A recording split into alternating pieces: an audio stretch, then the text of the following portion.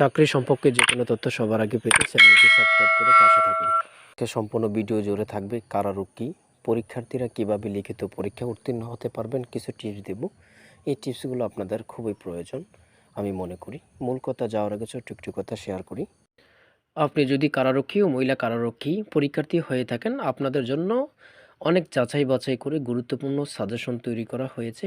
বিগত সালের প্রশ্ন ও বিভিন্ন পরীক্ষার গুরুত্বপূর্ণ প্রশ্ন নিয়ে চূড়ান্ত সাজেশনটি তৈরি করেছি। সর্বশেষ চূড়ান্ত সাজেশন। বিগত সালে আমাদের সাজেশন থেকে অনেক পরীক্ষার্থী উত্তীর্ণ হয়েছে।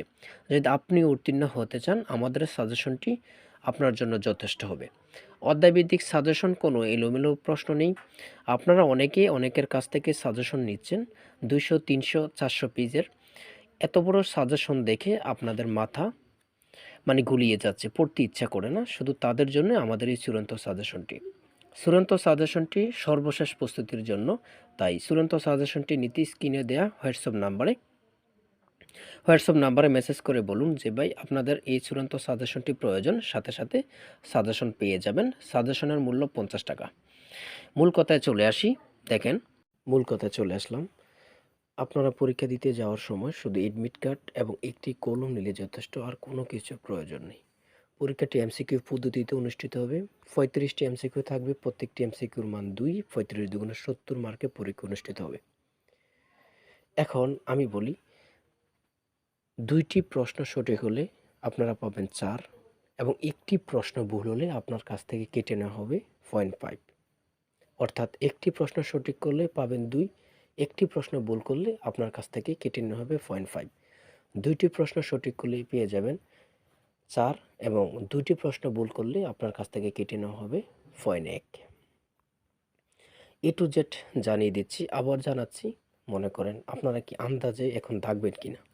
দেখুন, অন্যান্য অধিদপ্তরে কিন্তু প্রতিটি প্রশ্নের নাম্বার হচ্ছে এমসিকিউ নাম্বার হচ্ছে 1 করে, আর এখন কিন্তু কারারক্ষীর জন্য প্রত্যেকটি এমসিকিউর মান হচ্ছে 2 নাম্বার করে। তার জন্যই বলি যে আন্দাজে কিছু, আপনার ধরেন আপনি মনে করলেন যে প্রশ্নটা 90% হতে পারে, আন্দাজে দিলে আমার মনে হয় ভালো। কীভাবে আমি একটা টিপস দিই, দেখেন। ধরেন 4টি প্রশ্ন আপনি একটাও পারেন না, 4টি আন্দাজে দিলেন। আন্দাজে দেওয়ার কারণে আপনার 4টার মধ্যে একটি প্রশ্ন হলো, 3টি প্রশ্ন ভুল হলো। একটি প্রশ্নের জন্য 2 নাম্বার পাচ্ছেন এবং 3টি প্রশ্ন ভুল করাতে আপনার কাছ থেকে 1.5 পয়েন্ট অর্থাৎ 1.5 পয়েন্ট কাটা হবে। 1.5 পয়েন্ট কাটার পরও আপনি কিন্তু 0.5 বেশি পেয়ে যাচ্ছেন। আমি মনে করি যে আন্দাজে কিছু প্রশ্ন দাগানো ভালো। সবাই ভালো থাকবেন, সুস্থ থাকবেন। যে কোনো তথ্য সম্পর্কে জানতে চাইলে কমেন্টে মেসেজ